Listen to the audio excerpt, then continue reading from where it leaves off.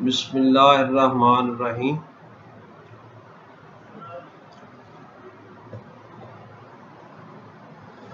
اللہ تعالیٰ کا لاکھ احسان ہے، اس نے اپنے فضل و کرم سے اپنے دوستوں کے راستے اور اپنی محبت کے راستے پہ گامزن کیا ہوا ہے۔ یہ اس کے کرم اور فضل اور توفیق کے علاوہ اور کچھ بھی نہیں ہے۔ تو ہمارے جو یہ لیکچرز چل رہے ہیں کشف المحجوب پہ، کل ہم نے اس کا جو پریفیس تھا وہ کمپلیٹ کر لیا تھا۔ آج پارٹ 1 جو ہے، پہلا باب جو ہے، اس پہ ہم ڈسکشن سٹارٹ کرتے ہیں۔ پہلا باب جو آپ حضور جناب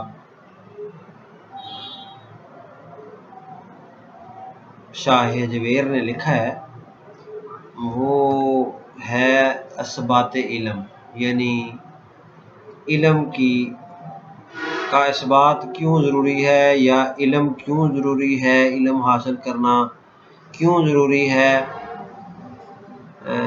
تو اس حوالے سے شروع کرتے ہیں۔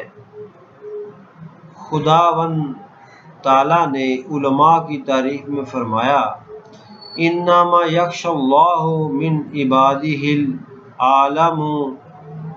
الفاتر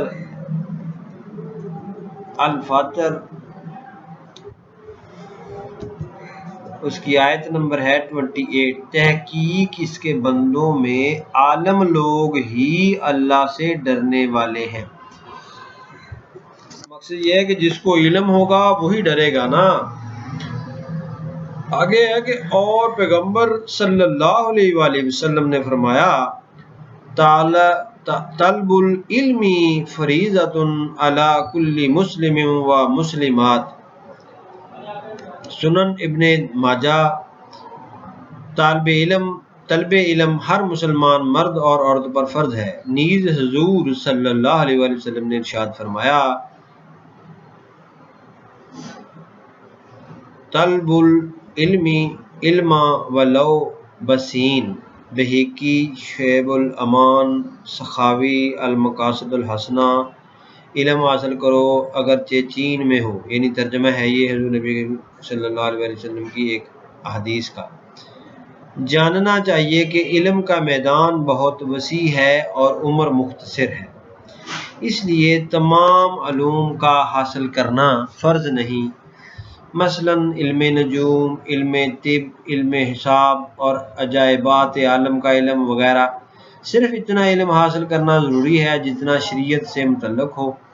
مثلا علم نجوم اتنا کہ رات کے عالم میں تعین اوقات ہو سکے، طلب صرف اس قدر کے صحت، طب صرف اس قدر کے صحت کی حفاظت ہو سکے، اور حساب اتنا کہ علم فرائض کے لیے ضروری ہو یا مدت عدت کا تعین کرنے میں معاون ہو۔ مختصر یہ کہ علم وہی فرض ہے جس پر عمل ہو سکے۔ باری تعالیٰ نے ان لوگوں کی برائی بیان فرمائی ہے جو بے نفع علم کے لیے سرگرداں ہوں۔ فرمایا، وَيَتَعَلَّمُونَ مَا يَضُرُّهُمْ وَلَا يَنفَعُهُمْ۔ البقرہ آیت نمبر 102۔ اور سیکھتے ہیں وہ چیز جو ان کو نقصان پہنچائے اور نفع نہ دے۔ حضور صلی اللہ علیہ وآلہ وسلم نے ہمیشہ چاہا اور فرمایا، اعوذ بک من العلم لا ينفع۔ اے رب، میں تیری پناہ مانگتا ہوں اس علم سے جو نفع نہ دے۔ پس تھوڑے علم پر زیادہ عمل ہو سکتا ہے اور علم کو ہمیشہ عمل کی دوش بدوش ہونا چاہیے۔ چنانچہ ارشاد فرمایا، العبد بلا فقہ کالحمار فی الطحونۃ۔ بے علم عبادت کرنے والا خراش کے گدھے کی مانند ہے، ہر چند گھومتا ہے مگر اپنے مقام آغاز سے آگے نہیں بڑھ سکتا اور اس سے کوئی راہ طے نہیں ہو پاتی۔ یعنی وہ بنیادی طور پہ پرانے وقتوں میں چکی لگتی تھی یا کوئی اور مشین جو کہ اس کو گدھا گھماتا تھا، وہ ایک چکر میں یوں چلتا تھا اور اس کے ذریعے سے پھر جو وہ اس کی جو بڑا سارا ایک گراری لگی ہوتی تھی وہ گھوم رہی ہوتی تھی اور اس سے آگے پھر مشینری چل رہی ہوتی تھی.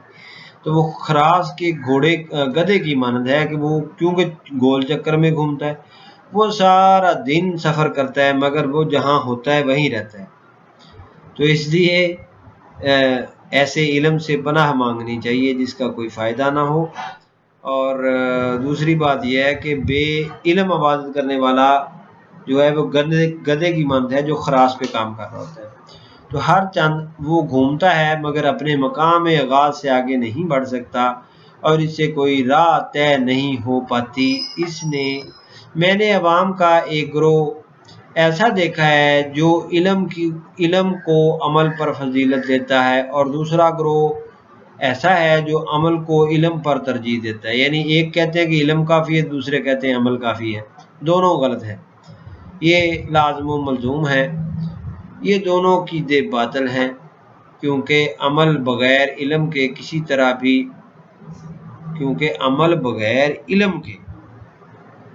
طرح بھی عمل کہلانے کا مستحق نہیں.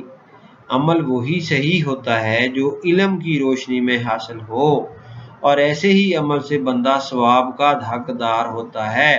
جیسے کہ نماز نہیں ہوتی جب تک نماز قائم کرنے والے کو ارکان طہارت کا علم، پانی کی پہچان، قبلہ کی واقفیت، نیت نماز کی کیفیت اور ارکان نماز کا علم نہ ہو. یعنی آپ سمپلی یہ کہہ سکتے ہیں کہ علم کے بغیر ایگزسٹنس ہے ہی نہیں، علم کا ہونا ضروری ہے. آپ یہ کہنا چاہ رہے ہیں کہ جب بھی آپ کوئی نیک عمال کرتے ہیں تو ان کے متعلق آپ کا علم پورا ہونا چاہیے، پھر وہ عمل آپ کو فائدہ دے گا. غرض جب عمل کی بنیاد ہی علم پر ہے تو ان دونوں میں تفریق محض جہالت ہے. اسی طرح علم کی عمل پر فضیلت سمجھنا بھی غلطی ہے، کیونکہ علم بے عمل کو علم نہیں کہا جا سکتا. چنانچہ باری تعالیٰ نے فرمایا نابازا فریق من الذین اوتوا الکتاب کتاب اللہ وراء ظہورہم کأنہم لا یعلمون. البقرہ. اہل کتاب میں سے ایک فریق نے اللہ کی کتاب کو پس پشت ڈال دیا گویا کہ انہیں علم ہی نہیں. عالم بے عمل کو علماء سے خارج گردانا اس لیے کہ علم کا سیکھنا، یاد رکھنا اور یاد کرنا بھی شامل عمل ہے اور اس سے آدمی ثواب حاصل کرتا ہے. اور اگر عالم کا علم اس کے کام اور کسب میں ظاہر نہ ہوتا تو وہ کسی ثواب کا حقدار نہ ہوتا.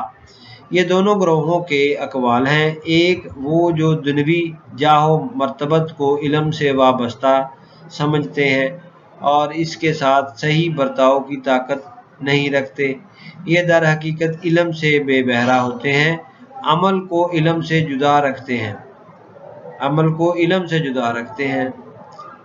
نہ علم رکھتے ہیں نہ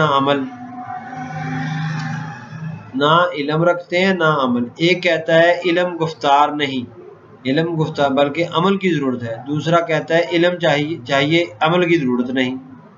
دونوں غلطی پر ہیں. ابراہیم ادھم رضی اللہ عنہ لکھا ہے انہوں نے، ابراہیم ادھم رضی اللہ سے حکایت ہے کہ انہوں نے کہا کہ میں نے راہ میں ایک پتھر دیکھا، اس پر لکھا ہوا تھا کہ مجھے پلٹ کر پڑھو. میں نے پلٹا تو اس پر لکھا تھا لا تعمل بما تعلم فکیف تلبی ما لا تعلم. تو اپنے علم پر عمل نہیں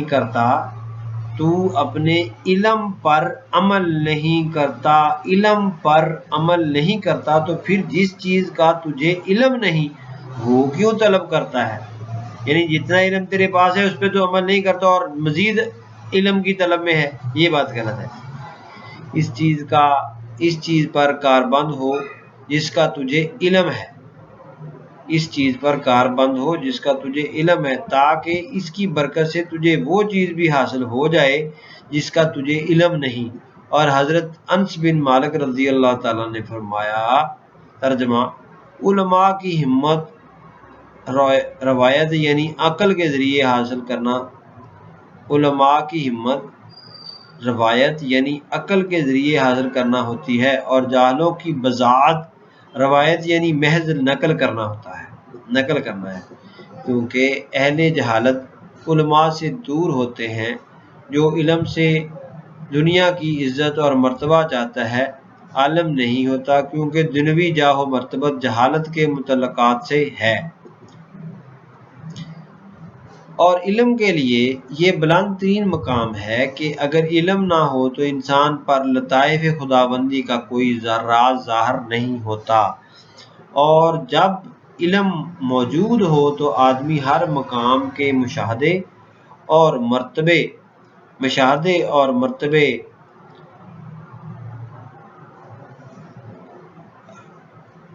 کا سزاوار ہوتا ہے۔ واللہ عالم بالصواب۔ اگلا سیکشن ہے علم الہی۔ معلوم ہونا چاہیے کہ علم دو ہے،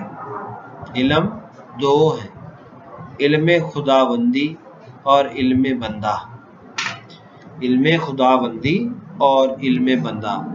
بندے کا علم خدا کے علم کے سامنے ہیچ ہے، خدا کا علم اس کی صفت ہے، یعنی یہ اللہ تعالیٰ کا ایٹریبیوٹ ہے، اس کی صفت ہے، اس کی ذات سے قائم، اور اس کے اوصاف کی کوئی انتہا نہیں۔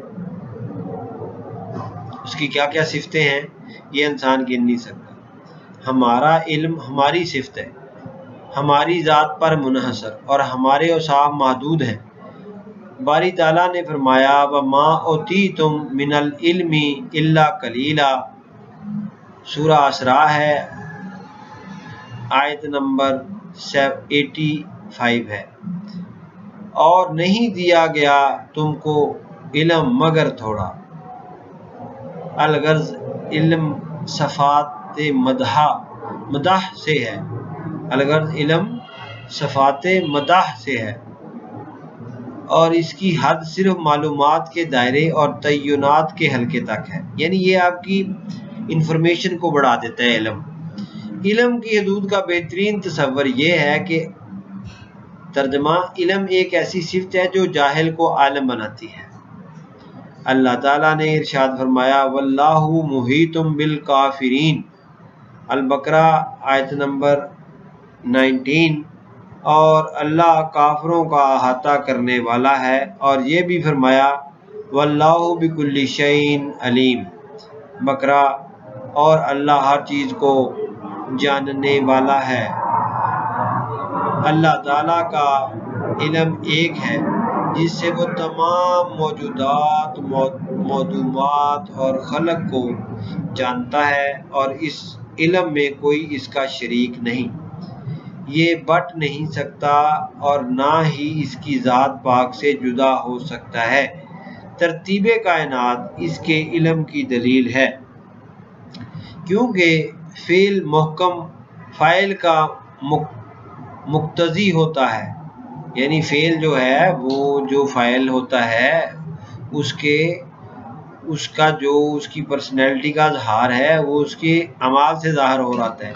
تو اللہ تعالیٰ کی پرسنالٹی کو سمجھنے کے لیے جب آپ کائنات کے اندر جو قوانین، اصول و قوانین ایکسیکیوٹڈ ہیں اللہ تعالیٰ کی طرف سے، ان کو سمجھیں گے تو اللہ پاک کے علم کی طرف آپ گامزن ہو جائیں گے، اور اللہ تعالیٰ جب چاہیں گے تو آپ کو وہ توفیق عطا فرمائیں گے جس سے آپ اللہ تعالیٰ کے علم کو سمجھنے کے قابل ہو سکیں گے۔ تو کیونکہ ہم جو بھی اسٹرگل کرتے ہیں، کیونکہ یہ سینسز سے باہر ہوتی ہے، یہ کنفرمڈ بات ہے کہ اللہ تعالیٰ کا علم انسان کی 5 سینسز کی سمجھ سے بالا تر ہے۔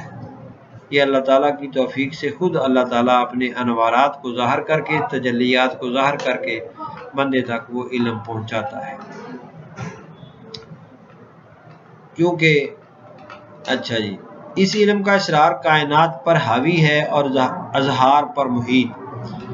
طالب حق کو چاہیے کہ اپنے ہر کام میں باری تعالیٰ کو شاہد و ناظر سمجھے۔ حکایت کہتے ہیں بصرہ میں ایک رئیس تھا، وہ اپنے باغ میں گیا، وہاں اس کی نظر اپنے ملازم کی بیوی پر پڑی۔ ملازم کو کسی کام کے بہانے باہر بھیج دیا اور عورت سے کہا دروازہ بند کرو۔ عورت نے کہا میں نے سب دروازے بند کر دیے ہیں مگر ایک ہے جو بند نہیں ہو سکتا۔ رئیس نے پوچھا وہ کون سا ہے؟ عورت نے جواب دیا جو ہمارے اور خدا کے درمیان ہے۔ رئیس بہت پشیمان ہوا اور توبہ کی۔ حاتم اسم رضی اللہ تعالیٰ عنہ نے کہا میں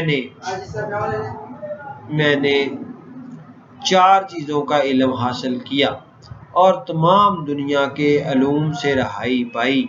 ان سے پوچھا گیا کون سی 4 چیزوں کا علم ہے؟ کون سی 4 چیزوں کا علم ہے؟ کہا اول یہ کہ میں نے یہ جانا کہ میرا رزق مقدر ہے اور کم یا زیادہ نہیں ہو سکتا، اس طرح طلب زیادت سے نجات پائی۔ دوم یہ کہ میں نے یہ جانا کہ خدا تعالیٰ کا مجھ پر حق ہے اور وہ میرے سوا کوئی ادا نہیں کر سکتا، اس حق کو ادا کرنے پر مشغول ہو گیا۔ سوم یہ کہ میں نے یہ جانا کہ میرا ایک طالب ہے یعنی موت، جس سے مفر نہیں، میں نے اس کو پہچان لیا۔ چہارم یہ کہ میں نے یہ جانا کہ میرا ایک خدا ہے، میرے حال سے پوری طرح واقف، میں اس سے شرمسار رہا اور ناشائستہ افعال سے بچا۔ جب بندہ کو علم ہو کہ خدائے پاک ناظر ہے تو اس سے کوئی ایسی حرکت سرزد نہیں ہوتی جس کے باعث روز قیامت شرمندہ ہونا پڑے۔ اگلی فصل ہے بندے کا علم۔ بندہ کا علم امور خدا اور اس کی معرفت سے متعلق ہونا چاہیے، اور فرض وہ علم ہے جو وقت کے عین مطابق ہو اور وقت پر کام آئے۔ علم کو ظاہری اور باطنی طور پر 2 حصوں میں تقسیم کر سکتے ہیں، یعنی علم کی 2 تقسیمیں، ایک ظاہری ہے ایک باطنی، یعنی اصول اور فروع۔ اصول کا ظاہر قول شہادت اور اس کا باطن تحقیق معرفت ہے، یعنی اصول کا ظاہر قول شہادت ہے، یعنی آپ کوئی کسی چیز کی شہادت دیتے ہیں، اور اس کا باطن تحقیق معرفت ہے، یعنی آپ کسی چیز کو پوری انڈرسٹینڈنگ بھی رکھتے ہیں آپ اس کی۔ اس طرح فروع کا ظاہر درستی معاملات، ٹھیک ہے جی، اور باطن درستی نیت ہے، یعنی جب آپ کا کوئی عمل ظاہر ہوتا ہے نا، تو ظاہر اس کا جو عمل کا ظاہر ہونا چاہیے وہ قانون اور شریعت کے عین مطابق ہونا چاہیے، یہ ہے اس کا آپ کے عمل کا ظاہر، اور یہ آپ علم کی بنیاد پہ یہ کام کریں گے، صحیح علوم جانیں گے اور صحیح علوم کے مطابق اور قوانین کے مطابق عمل کو کر دیں گے۔ یہ ہو گیا آپ کے علم کا ظاہر۔ اب جو اس کا باطن ہے وہ ہے نیت، کہ آپ کا جو کام کرنے کی نیت ہے، وہ نیت جو ہے وہ کیا ہے۔ اگر آپ کی نیت، یہ اس کا باطن ہے، یعنی نیت کوئی ڈیمانسٹریٹ نہیں ہو سکتی، نیت ایک ایبسٹریکٹ چیز ہے، تو جب ایبسٹریکٹ چیز آپ کو نظر نہیں آ سکتی تو وہ باطن ہے، اور باطن کو سمجھنے، جو باطن صحیح ہوگا تو آپ کے عمل کی جو عمل صحیح ہوگا اور علم بھی صحیح ہوگا۔ اچھا جی، یہ سب ایک دوسرے کے بغیر قائم نہیں ہو سکتے، یعنی ظاہر اور باطن۔ حقیقت باطن کے بغیر ظاہر منافقت ہے، حقیقت باطن کے بغیر ظاہر منافقت ہے، یعنی بندے کے اندر سے نیت ٹھیک نہیں ہے اور کوئی ایسا کام کر رہا ہے جو اپیرنٹلی اچھا ہے مگر اس کی نیت ٹھیک نہیں ہے، یعنی کسی اچھے طریقے سے غلط کام کرنا، یا آپ یہ کہہ دیں کہ عمل بظاہر تو صحیح نظر آ رہا ہے لیکن اس کے اندر وہ نہیں ہے، اس کے اندر خلوص نیت شامل نہیں ہے. اور ظاہر کے بغیر باطن زنداقہ، ظاہر شریعت بغیر باطن کے ناقص ہے، اور باطن بے ظاہر حبس. دونوں ایک دوسرے کے لیے لازم و ملزوم ہیں، اور اگر ایک سٹینڈ نہیں کرتا تو دوسرا بھی نہیں کرے گا. علم حقیقت کے 3 ارکان ہیں. علم حقیقت کے 3 ارکان ہیں.